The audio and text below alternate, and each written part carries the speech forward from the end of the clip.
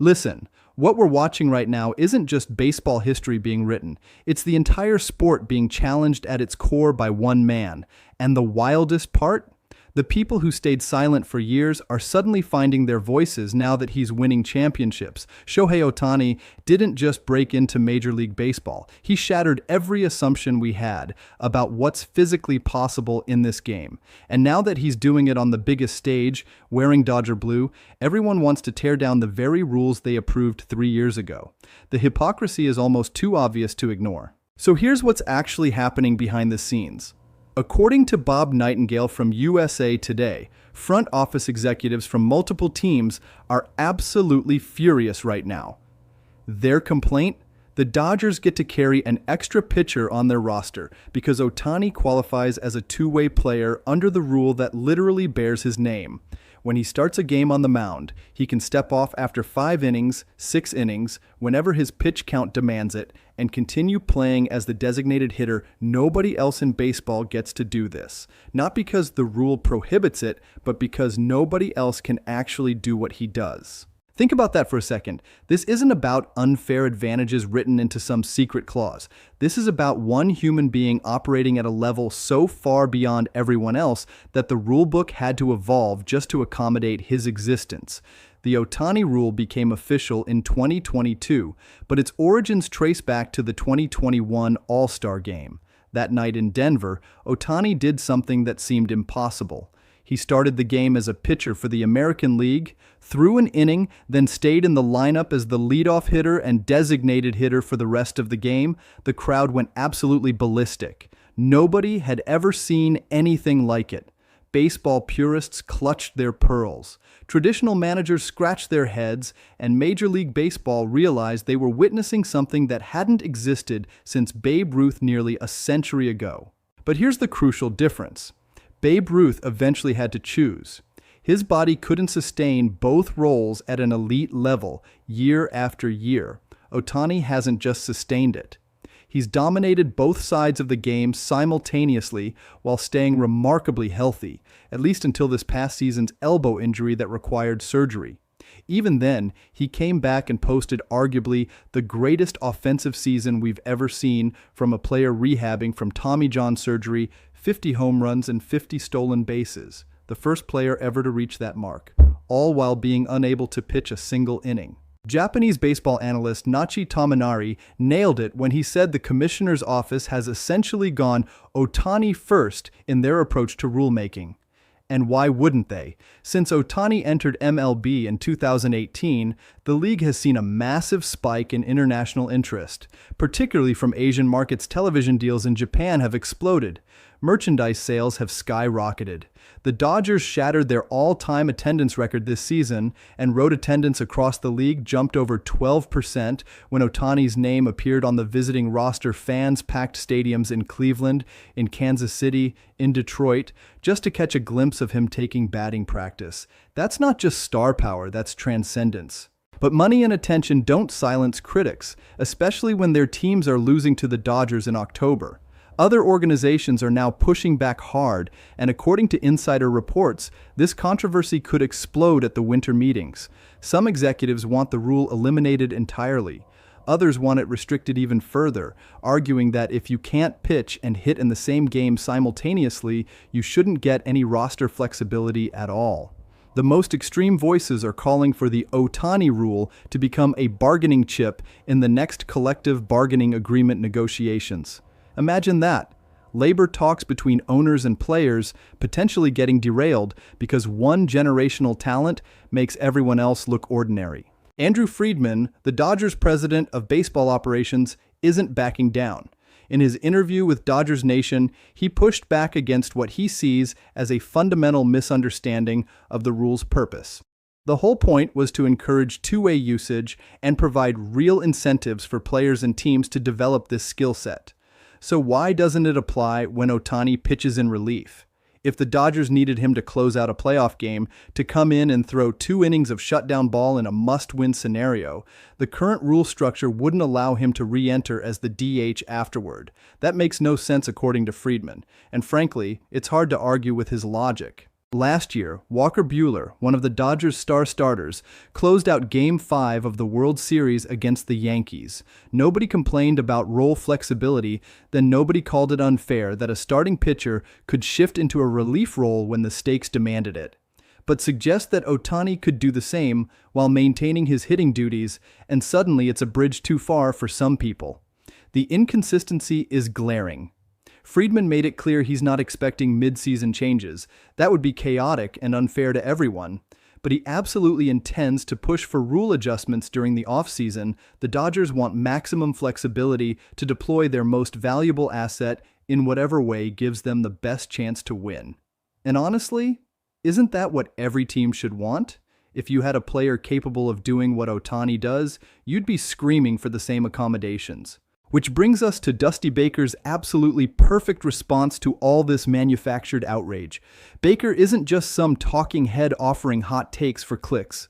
The man has over 2,100 wins as a manager. He played in the big leagues for 19 years. He's managed superstars from Barry Bonds to Jose Altuve. He's seen the game evolve through multiple eras, from the dead ball days his father told him about to the modern analytics revolution. When Dusty Baker talks about baseball history and evolution, you listen. Baker went on the radio and said exactly what needed to be said. He pointed out that this rule has existed for 3 years now. Everyone knew about it. Everyone had time to study it, understand it, prepare for it. When Ohtani was with the Angels, struggling on a losing team year after year despite his individual brilliance, nobody complained. The rule existed. He used it. His team finished under 500 anyway. No competitive advantage materialized that threatened anyone's playoff hopes, but now he's on a championship roster surrounded by all-stars, and suddenly the rule is a problem? Baker called it exactly what it is: jealousy dressed up as competitive fairness. Then Baker dropped the perfect challenge. If other teams have such a problem with the Ohtani rule, they should go develop their own two-way players. The rule isn't exclusive. It's not written into Ohtani's contract as some kind of sweetheart deal. Any player who can legitimately pitch at a major league level and hit at a major league level can qualify. The issue is that nobody else can do it, not at this level, not consistently, not without their body breaking down halfway through a season. Since Ohtani arrived in MLB, multiple organizations have drafted amateur players with elite athleticism in both pitching and hitting. They've tried to recreate the magic. Every single one has either gotten hurt, failed to develop one skill to major league standards, or been forced to choose between the mound and the batter's box. The physical demands are absolutely brutal. Your arm needs rest days after pitching. Your legs need recovery after running the bases and playing defense. The mental preparation required to face major league pitching is completely different from preparing to attack major league hitters with your pitches. Ohtani manages all of it simultaneously while dealing with the pressure of being the face of baseball in 2 countries. That's not a rules advantage, that's superhuman. Baker then went deeper, talking about how baseball has always evolved and how resistance to change is as old as the game itself. When the designated hitter rule was introduced in the American League in 1973, traditional baseball fans absolutely lost their minds. They called it sacrilege. They said it wasn't real baseball. Pitchers should have to hit, they argued, because that's how the game was meant to be played 50 years later. The National League adopted it universally, and you barely hear complaints anymore. It's just part of the game now. Same thing with instant replay. When MLB first introduced video review, managers and old-school fans hated it. They said it slowed down the game. They romanticized the human element of blown calls as part of baseball's charm. Now, everybody demands replay on close plays. Nobody wants to lose a playoff game because an umpire missed a call that could have been corrected in 90 seconds. The pitch clock faced similar resistance just 2 years ago. Pitchers complained it rushed them. Hitters said it disrupted their routines. Fans worried it would ruin the timeless nature of baseball. Fast forward to now, and the pitch clock is almost universally praised for making games tighter, faster, and more exciting. Attendance is up. Television ratings improved. The change was good for baseball, even though people fought it tooth and nail at first. Baker's point is simple but profound. Every meaningful change in baseball history faced resistance from people who couldn't see beyond the present moment. The Ohtani rule isn't any different. It represents evolution. It represents the game adapting to a player who expands what we thought was possible. Fighting against it isn't defending tradition. It's refusing to acknowledge that we're watching something we'll tell our grandchildren about. Then Baker shifted his message to the next generation of players, and this is where his words became genuinely moving. He told young players not to dismiss what Ohtani is doing as some unreachable genetic lottery that they could never aspire to. Ohtani wasn't a fully formed two-way superstar when he entered professional baseball in Japan. He developed both skills through relentless daily work. He failed countless times. He ignored people who told him to pick one side and focus there. He trusted his vision even when conventional wisdom said he was wasting his time. That's the lesson Baker wants young players to internalize.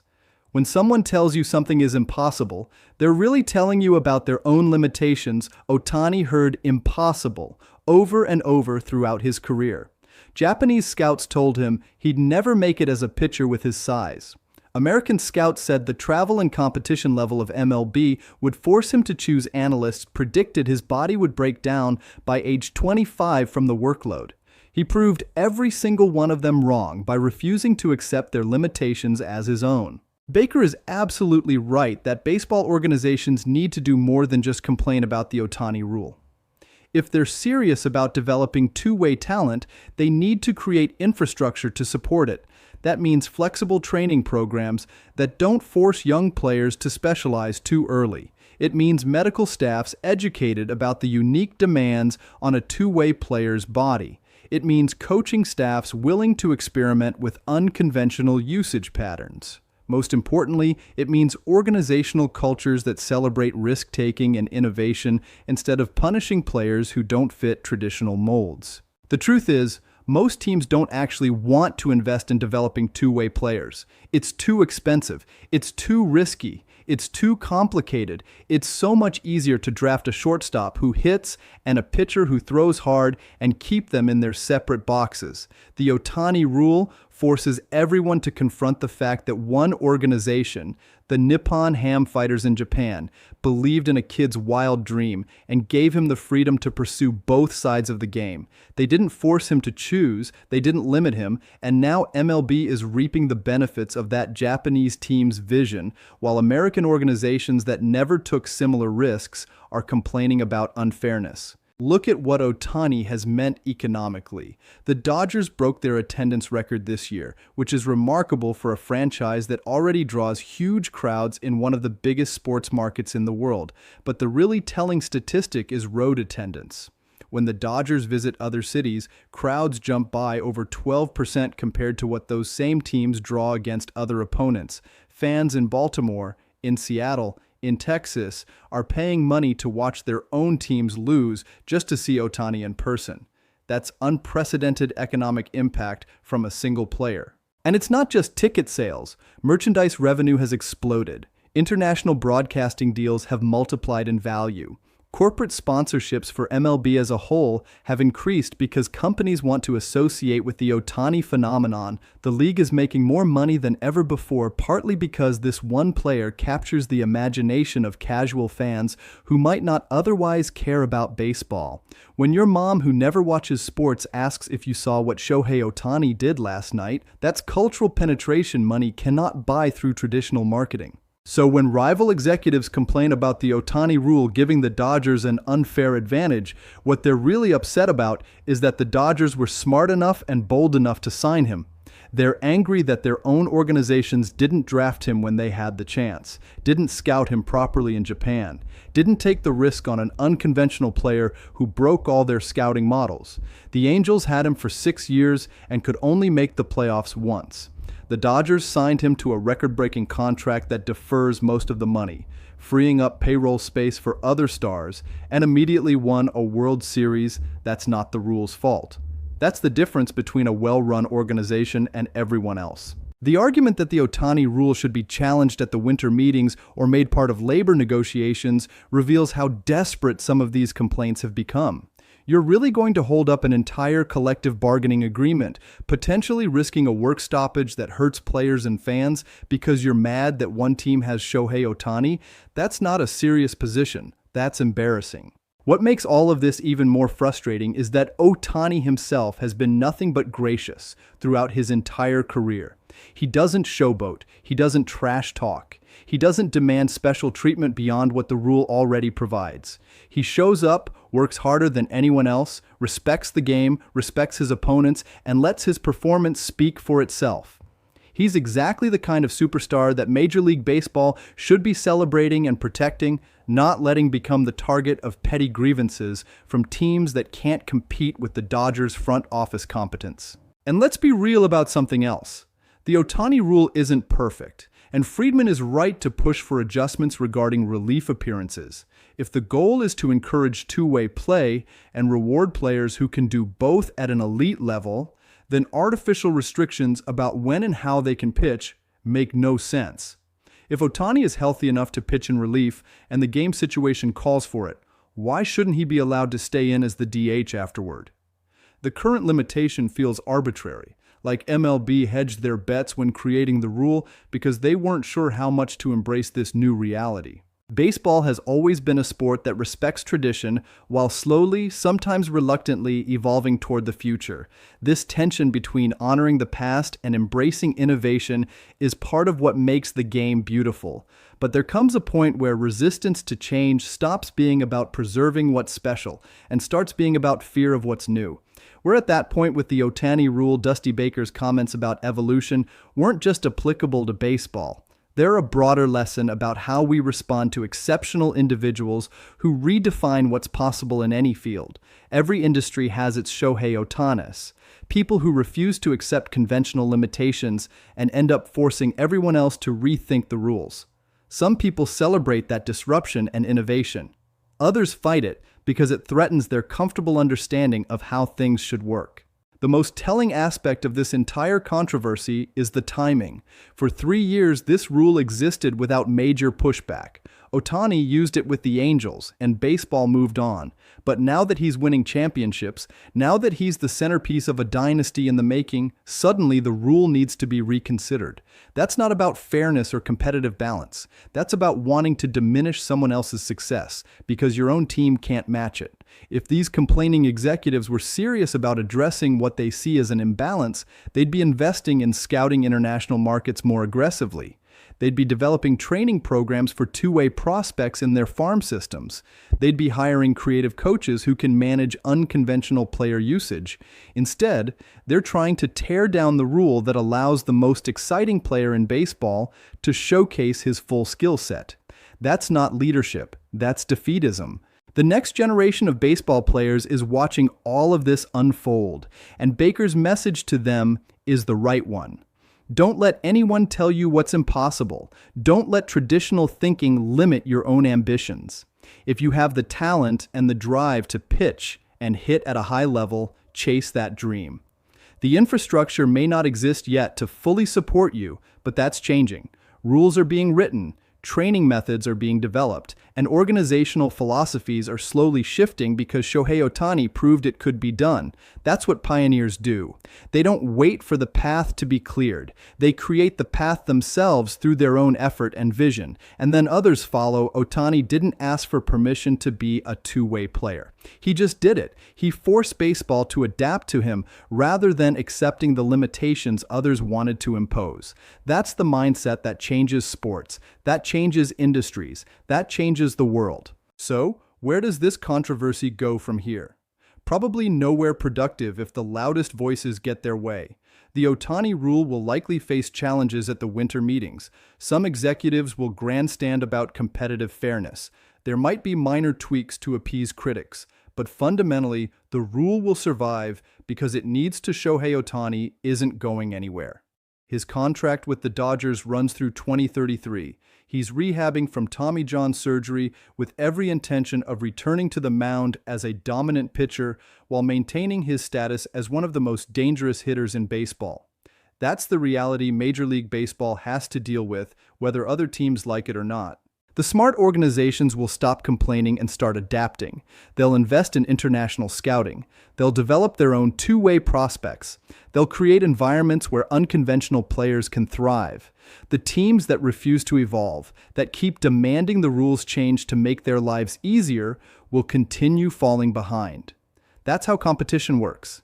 You either get better or you get left behind. What we're witnessing isn't just a debate about roster rules or competitive balance. It's a fundamental question about what baseball wants to be in the 21st century.